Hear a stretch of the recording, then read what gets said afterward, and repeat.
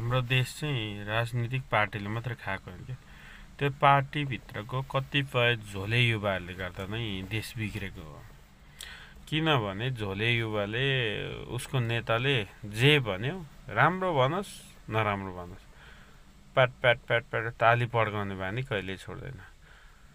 यति राख्नुपर्छ कि कार्यकर्ता भइसकेपछि नेताले गलत गर्दैछ भने ओहो यो हुँदैन है भनेर औँला ठडाउन सक्ने खालको झोले देखिएन अहिलेसम्म है। देखिएन पनि इन्कार गरेन पनि, बरु त्यसबाट 50% आफूलाई पनि आएर रमाइलो हुन्थ्यो भन्ने खालको कार्यकर्ताहरू मात्रै देखिन्छ बाटोमा। त्यही भएर देश बन्दैन। जेनजी भनोस्, एमाले भनोस्, माओवादी भनोस्, जेसुकै भनोस्, देश चाहिँ बन्नेवाला छैन। त्यही भएर नेपाल बस्नु पनि बेकार जस्तो भइसकेको छ है अबको अवस्थामा भने। अब झन् देश बिग्रिन्छ हेर्दै जानुहोस् यो चुनावपछि।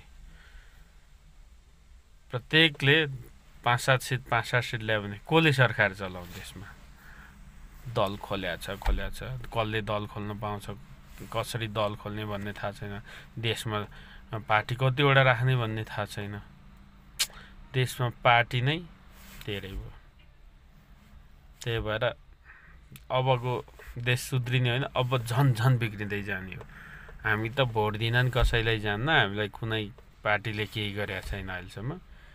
भोट माग्न आउनेलाई चाहिँ कालो मौसो कि झापड लगाएर जानुपर्छ, त्यही हो।